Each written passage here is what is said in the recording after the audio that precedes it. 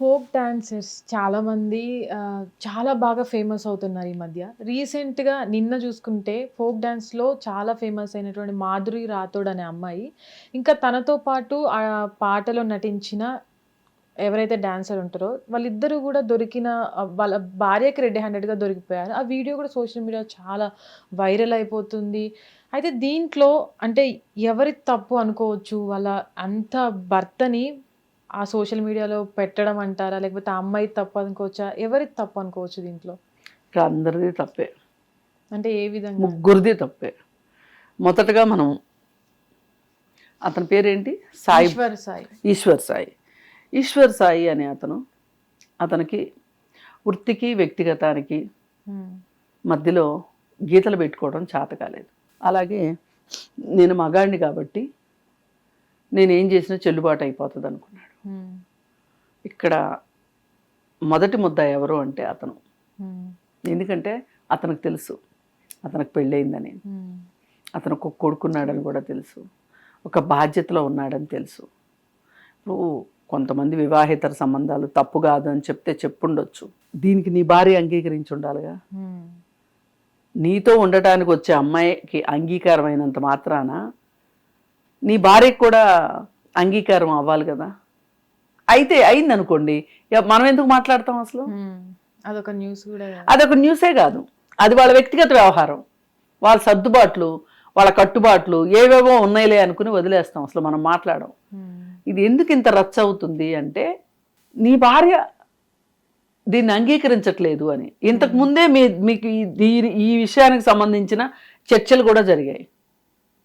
నేనేదో చేసేసాను, అయిపోయింది, ఇంకా చెయ్యను అని చెప్పి భర్త చెబితే, అయినప్పటికీ ఆ అమ్మాయితోటి సంబంధ బాంధవ్యాల్లో ఉన్నాడు అని తెలిసినప్పుడు ప్రశ్నిస్తే నన్నేం చేయమంటావు, నా మీదకి వచ్చి పైన పడుతోంది అని అతను భార్యతో చెప్పాడు అని భార్య చెప్తుంది.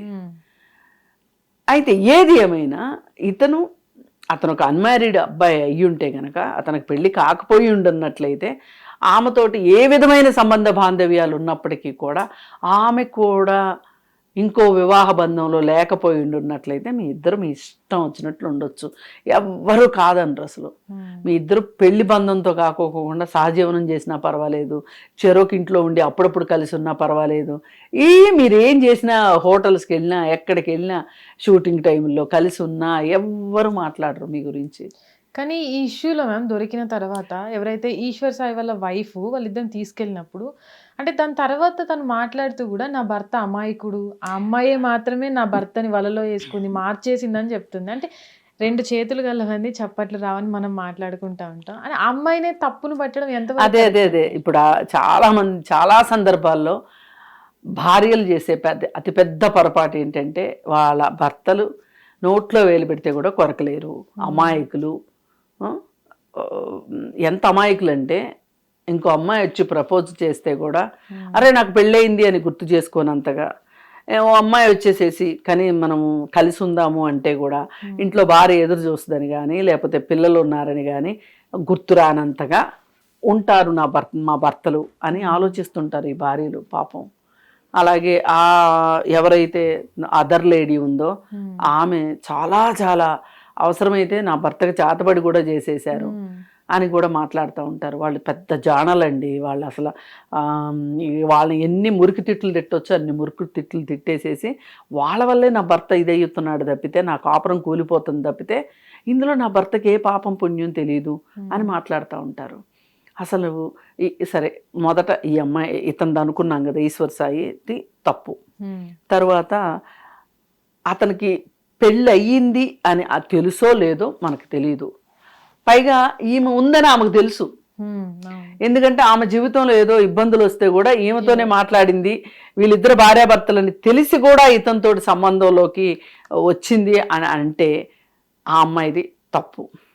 సరే, వాళ్ళిద్దరూ రెడ్ హ్యాండెడ్గా దొరికారు. నీకు దొరికినప్పుడు ఒక చిన్నపిల్లోడిని చంకనేసుకొని ఆ చిన్నపిల్లోడిని ఆ ఓయో రూమ్లో కూర్చోబెట్టి ఆ పిల్లోడితోటి మాట్లాడే మాటలు అసలు సభ్య సమాజం తల దించుకునేలా ఉంది. వాళ్ళిద్దరు చేసింది ఏంటో కానీ నువ్వు చేసింది మటుకు తల్లి ఏ మాత్రం కూడా అసలు సమాజం నీ వైపు ఉండదు ఇలాగే మాట్లాడితే, ఇలాగే చేస్తే. ఇలాగ మాట్లాడడం మట్టు కరెక్ట్ కాదు. అందులో ఆ వీడియోలో తన భార్య మాట్లాడిన దానికన్నా పక్కన ఎవరైతే వీడియో తీసే మహిళ ఉందో తను ఆ అమ్మాయితో వల్గర్గా మాట్లాడడము, ఆ అమ్మాయి వీడియో తీయడం, ఆ అమ్మాయిని కొట్టడము.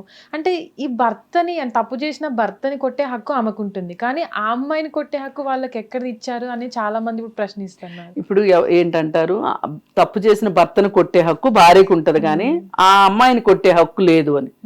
100%. అసలు అమ్మాయి జోలికి మీరు వెళ్ళడానికే లేదు. అసలు మీరు ఏం చేసుకున్నా మీ భర్త సంగతి చూసుకోండి. మీరు ఆ అమ్మాయిని కొట్టడం కావచ్చు, అసలు ఇంకో మనిషి వచ్చి వీడియో తీయడం చూసారా, అది కూడా భరించే విషయం కాదు. పైగా ఆ వీడియోలో వచ్చిన బూతులు, ఇది సోషల్ మీడియాలో కనీసం బీపులు కూడా వేయకోకుండా డైరెక్ట్గా వేస్తున్న మీడియాను కూడా ప్రశ్నించాలి. అసలు ఈ అమ్మాయి కల్చర్ ఏంటి అసలు?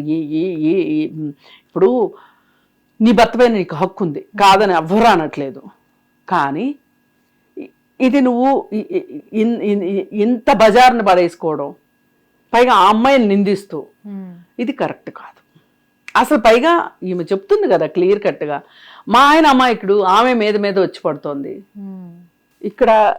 అందుకని ముగ్గురు కరెక్ట్ కాదు అన్నది. అందుకే మళ్ళీ ఇప్పుడు ఒక 4వ వ్యక్తి వచ్చి వీడియో తీయమని చెప్తే వచ్చి ఆ వీడియో తీసేట సమయంలో ఆ అమ్మాయి మాట్లాడటం, అసలు అమ్మాయి ఏమో చక్కగా మంచం మీద కూర్చొని హ్యాపీగా వీళ్ళకి సమాధానాలు చెప్తా ఉంది.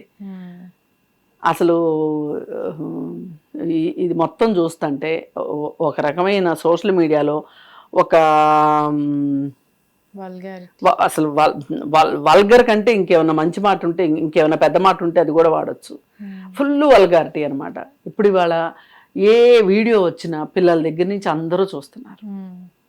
ఇంకా పిల్లోడికి ఇంకా పాపం పుణ్యం ఏమీ తెలియదు. చిన్నపిల్లోడు, వాడికి వాళ్ళ తల్లి మాట్లాడిన బూతులు కూడా వాడికి అర్థం కూడా కావు.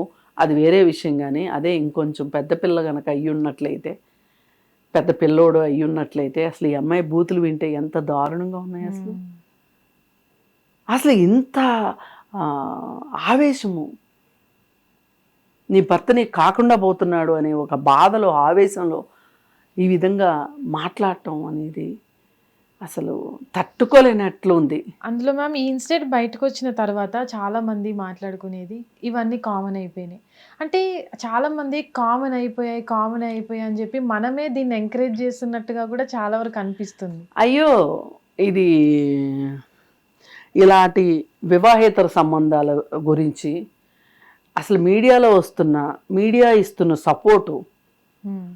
ఇప్పుడు భర్త డబ్బులున్నాడు అనుకోండి, అతను వేరే స్త్రీతో ఉంటున్నాడు అనుకోండి, ఈ భార్య ప్రశ్నిస్తే ఈ భార్యదే తప్పు, అతను కరెక్టు, ఆమె కరెక్టు. అసలు నేను ప్రత్యక్షంగా నరేష్ విషయం చూసా. నేను సీనియర్ యాక్టర్ నరేష్ విషయం. అతనికి 3 పెళ్ళిళ్ళు, 3వ భార్యను కూడా నిర్లక్ష్యం చేస్తూ తన కో యాక్టర్ తోటి లివిన్లో ఉన్నాడు. అయితే ఈ బుద్ధి లేని మీడియా, సిగ్గుమాలిన మీడియా ఏం చెప్తుంది, వాళ్ళిద్దరికి పెళ్ళయింది, నరేష్ భార్య పవిత్ర లోకేష్ అని చెప్తున్నారు. అసలు వీళ్ళు ఏమీ పట్టించుకోరా? వాస్తవాలు అవసరం లేదా వీళ్ళకి? అసలు వీళ్ళు ఇచ్చేస్తున్నారు భార్య హోదాని. ఇలా రాజకీయాల్లో వాళ్ళు కూడా ఉన్నారు. దువ్వాడ శ్రీనివాసు, మాధురి విషయం కూడా అంతే. ఈ రోజుకి వాళ్ళకి ఆయన భార్యకి విడాకులు ఇచ్చాడో లేదో తెలీదు, ఆమె భర్తకి విడాకులు ఇచ్చిందో లేదో తెలీదు. కానీ గుళ్ళుకి వెళ్తే వాళ్ళకి అపూర్వ స్వాగతం, వీళ్ళు గుళ్ళుకి వెళ్ళిన అపూర్వ స్వాగతం. పాపం గుళ్ళో వాళ్ళకి తెలియదు అనుకో, అది వేరే విషయము. ఇద్దరు వచ్చారు అంటే భార్యాభర్తలాగా కనిపిస్తున్నారు కాబట్టి భార్యాభర్తలు అనుకుంటారు, అది వేరే విషయం. కానీ మీడియాకి తెలుసు కదా, పైగా అందులో సినీ జర్నలిస్టులకి తెలుసు కదా ఎలా వీళ్ళు ప్రమోట్ చేస్తున్నారు. ఇక్కడే ఇది చాలా మనం అందరం అంగీకరించవలసిన విషయము, ఇది చాలా మామూలు విషయము అనేది యథాశక్తిగా మనుషులే కాదు మీడియా కూడా పాత్ర పోషిస్తుంది. వాళ్ళకి డబ్బులున్న వాళ్ళైతే చాలు, లేదు అనుకుంటే వాళ్ళు వేసి ఆ డబ్బులు చిల్లర ఏరుకోవాలి అనుకుంటే సరే, అది ఇది కాదు అనుకుంటే ఇట్లాంటి విషయాలు ప్రసారం చేస్తే మనకి టీఆర్పీ రేటింగ్ వస్తుంది. ఇది ఎంత మాత్రం కరెక్ట్ కాదు అసలు. ఎందుకని ఈ మ్యాటర్లో నేను ఏ ఒక్కళ్ళ పట్ల నాకు అయ్యో పాపం అని అనిపించట్లా. ముగ్గురే అసలు పిల్లాడు ఎంత హడలిపోతాడని, ఎంత చిన్న పిల్లాడు. ఆ చిన్న పిల్లోడి ముందు నీ ఇదేంటి? ఇప్పుడు ఆ పిల్లోడిని ఎక్కడన్నా పెట్టి వచ్చి నువ్వు తాగడ ఆడుకో, అది వేరే విషయం. వాడి మనసు మీద ఎట్లాంటి ముద్ర పడిపోతుంది, ఎంత భయపడిపోయి ఉంటాడు వాడు. అసలు అరుపులు, ఈ కేకలు. అసలు ఇక్కడ చైల్డ్ రైట్స్ వాళ్ళు ఇప్పుడు రావాలి అసలు నన్ను అడిగితే. అసలు ఆ పిల్లోడి హక్కులు, నీ భారీగా నీ హక్కులు పోతున్నాయని నువ్వు ఏడుస్తున్నావు, కానీ పిల్లాడి హక్కులు హరించబడుతున్నాయి అక్కడ. అపంసబం తెలియని పిల్లాడు. అందుకని ఈ ముగ్గురు విషయం ఇలాగే ఉంది. నా దృష్టిలో అయితే ఇది మట్టుకు అసలు మనం మాట్లాడుకోవటం కూడా నాకు ఇష్టం లేదు. కాకపోతే ఒక భార్య తనకి నష్టం జరిగింది అనే ఒక ఆవేదనలో ఒక హద్దులు మీరి ప్రవర్తించింది అనేది క్లియర్ కట్గా కనిపిస్తుంది. అట్లాగే ఆ భర్త అంతే, అవతల ఆ రాతోటి అన్న అమ్మాయి కూడా ఇది అసలు కరెక్ట్ కాదు. ఇప్పుడు అమ్మాయి ఏం మాట్లాడుతుంది, ఇట్లాంటి వాళ్ళని అసలు మీరు డాన్సర్లుగా ఎంకరేజ్ చేయమాకండి అని చెప్తుంది. ఏం మొహాల మీద రాసి ఉంటుందా? మనం తెలివి ఉండే మాట్లాడుతున్నావా? అందుకోసం ఇది కనీసం ఇక్కడితో ముగిస్తే బాగుంటది. హిట్ టీవీ యాప్, ఇందులో short news, live news, entertainment shows, movies, digital magazines తో పాటు మీ జిల్లా వార్తలను కూడా ఫ్రీగా చూడొచ్చు.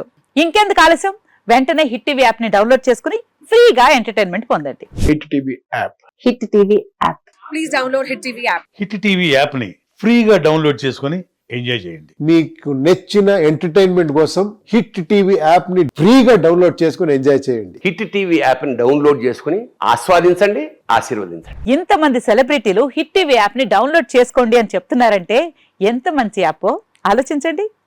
అమెరికా అమెరికాలో చదవాలనుకునే వాళ్ళకి విశ్వసనీయమైన పేరు మన శౌర్య కన్సల్టెన్సీ. UK లో 1 year masters, UK లో 1 year masters, 2 years work permit up to 5 years visa. Contact Saurya Consultancy. Contact 89851 89851.